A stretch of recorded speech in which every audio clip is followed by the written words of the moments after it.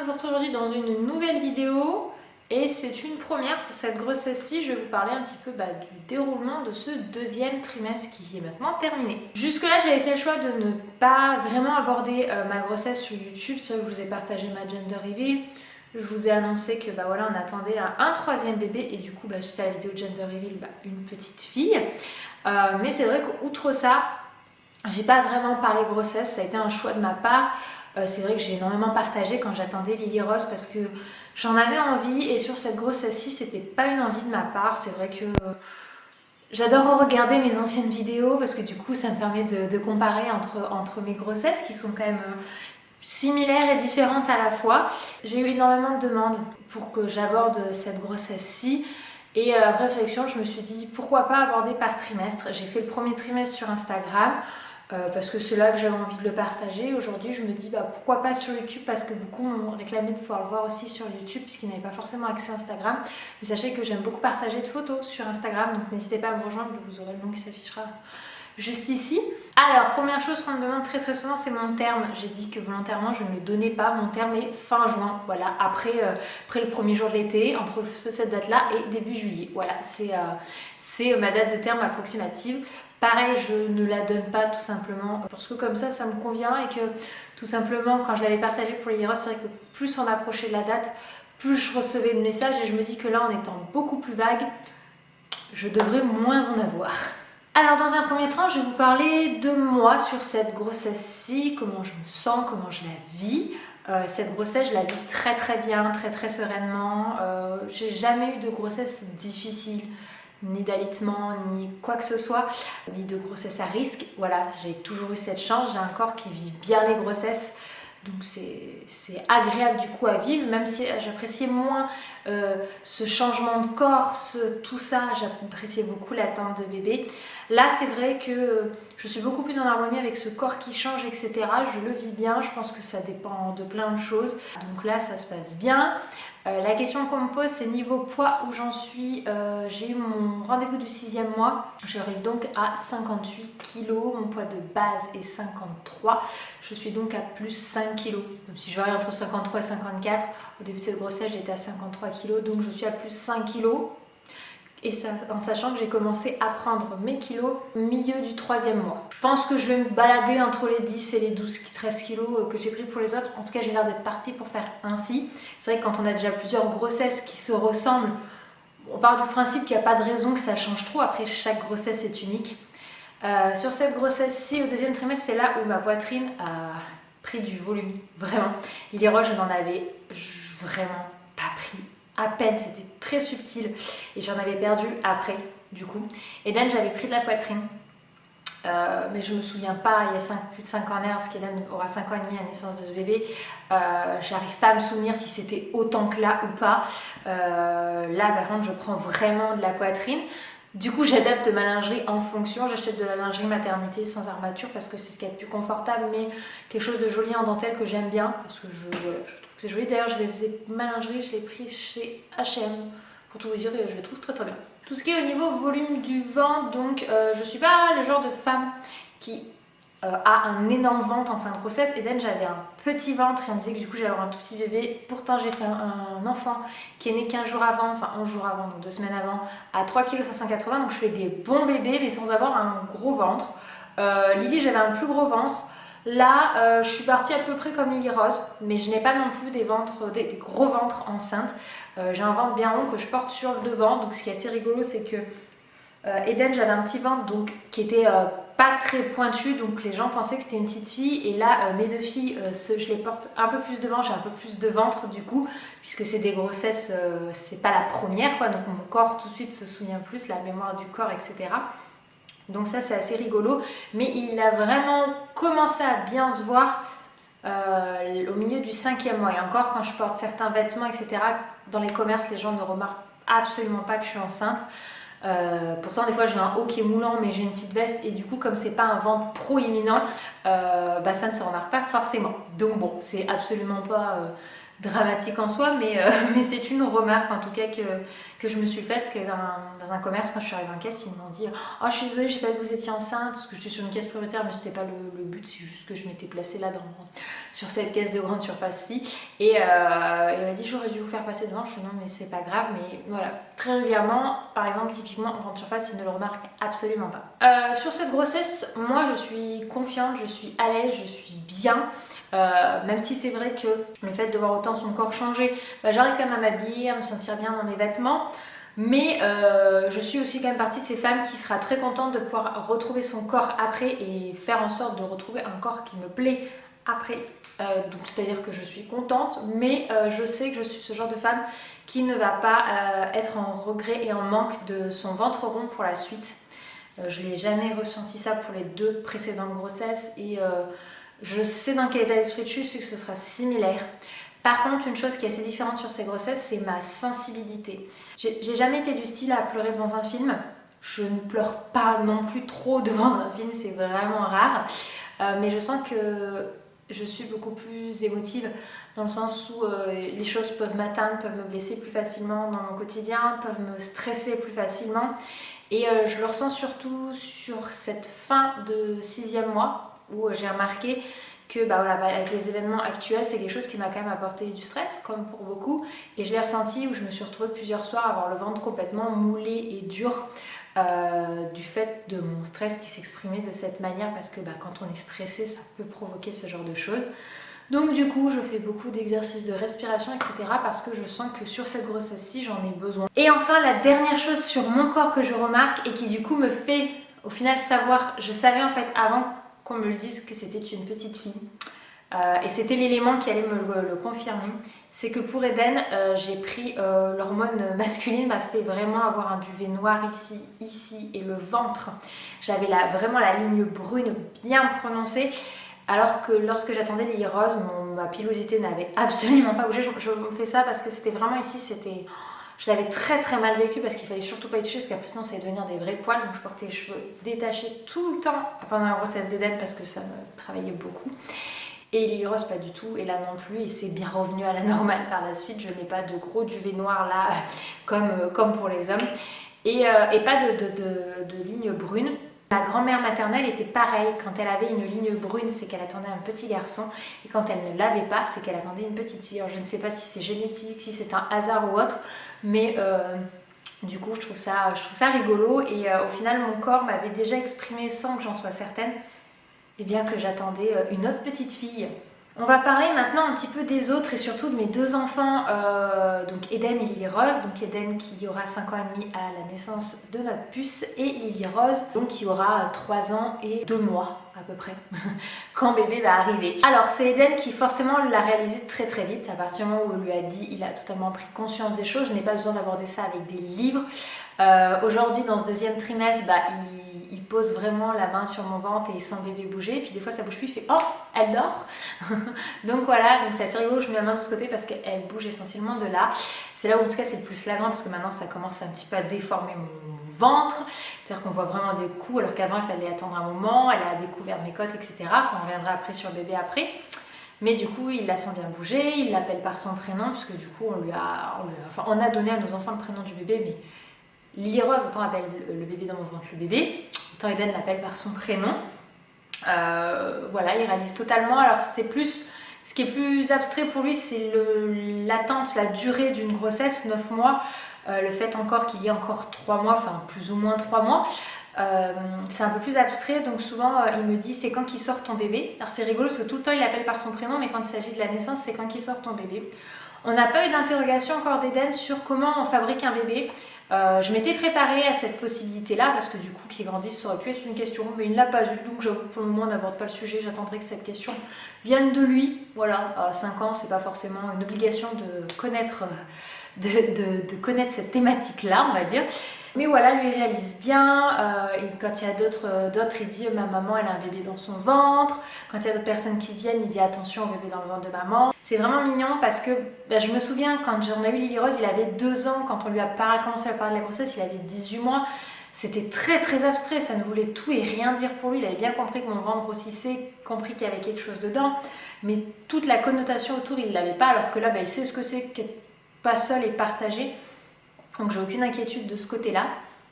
Pour Lily Rose, alors Lily Rose, ça a été un peu plus long pour elle de réaliser. Les livres, etc. l'ont bien aidé à comprendre qu'il y avait un bébé dans le ventre. Au début, quand on a commencé à lui parler, le fait que je n'avais presque pas de ventre, elle comprenait pas trop de quoi on lui parlait. C'est vraiment en ayant pris du ventre que là, elle a réalisé de la chose. Donc elle sait qu'il y a un bébé dans le ventre et qu'il faut faire attention. Alors après, elle a encore du mal à pas forcément me monter dessus, etc. Elle est très câline, donc je la porte haute au-dessus de mon ventre ou elle se pose autour. Mais c'est vrai que des fois, elle peut être un peu brusque, c'est encore un petit peu abstrait ça. Autour de nous, on a des petits bébés qui sont nés entre fin octobre et décembre. Du coup, quand ils venaient à la maison et que je portais les bébés, j'avais aucune jalousie de ma fille. Par contre, elle voulait porter bébé, elle voulait faire des câlins à bébé, donc on lui apprenait qu'on faisait des câlins sur le ventre ou sur le bras, voilà, enfin des petites douceurs, parce que Lily Rose, elle arrivait et elle s'était pleine de bonne attention, mais comme peut être brusque un enfant, Lily Rose, c'est un petit peu une petite pile, voilà, elle est très très dynamique, et du coup là on lui demande de la douceur, donc elle apprend, en tout cas elle a envie, voilà. Mais par contre, la chose qu'elle nous a bien fait comprendre, c'est que moi aussi bébé, qu'elle nous dit. Elle dit il y a le bébé dans le ventre, mais elle aussi ça reste un bébé. Donc voilà, en fait elle nous fait comprendre qu'elle ne veut pas perdre aussi la position de bébé, ça fait partie des choses de la régression. On n'a pas de vraie régression de Lily Rose, par contre on s'y attend du coup fortement à la naissance, parce que voilà, on sent qu'elle veut garder cette position. Donc déjà on a mis en place qu'elle c'était le grand bébé, notre grand bébé d'amour, etc. Et que le bébé qui arriverait, ça serait le petit bébé, voilà, ça va être une grande sœur, etc. Donc pas de jalousie, mais on sent que voilà, elle a besoin d'être rassurée, confortée dans sa position. Ça fait partie des choses quand on attend un enfant. Il y en a un qui peut exprimer un peu plus d'inquiétude en termes de sa position. Et on s'adaptera pour la rassurer, etc. Avec l'arrivée de ce bébé. Mais sinon, pas plus d'inquiétude que ça. Des fois, elle sent bébé bouger. D'ailleurs, c'était très rigolo parce que j'ai attendu un petit peu pour lui parler du fait que bébé bouge. Et une fois, elle était calée, tout enveloppée autour de moi, parce que, comme je vous ai dit, elle est très câline, Lily Rose. Et en fait, bébé a bougé. Mais je ne savais pas si elle allait le sentir ou pas. Et elle s'est décalée, elle a fait « Oh, bébé, il pousse !» en parlant de mon bébé dans le ventre. Et du coup, c'est là où j'ai réalisé qu'elle sentait qu'il y avait du mouvement, etc. Donc, elle sait que bébé bouge dans le ventre. Pareil, notion de temps, on n'y est pas encore du tout à l'attente de ce bébé. Mais voilà, du coup, de toute façon, comme nous, je pense qu'on est très serein dans cette arrivée d'un troisième enfant, que c'est pas quelque chose qui nous stresse, qui nous angoisse. Je pense que c'est quelque chose des ondes qu'on transmet aussi à nos enfants. Et du côté du papa, tout se passe très très bien pour lui. Il nous fait pas trop une couvade. Anthony a fait une couvade à chaque fois, à chaque grossesse. Là, ça va. Ça va, il a pris un petit peu, mais pas trop. Après, ça fait partie du jeu. Bon, sauf que lui, moi je vais accoucher, lui il ne va pas accoucher, il ne va pas perdre. Donc c'est peut-être la chose un petit peu drôle, mais sinon, non, ça se passe bien. Il y a juste une fois la petite anecdote qui s'est passée pendant le deuxième trimestre quand on était en vacances. En fait, quand je suis allongée, j'ai presque pas du tout de ventre. Vraiment, je pense comme beaucoup de femmes enceintes, mais vraiment pas beaucoup de ventre.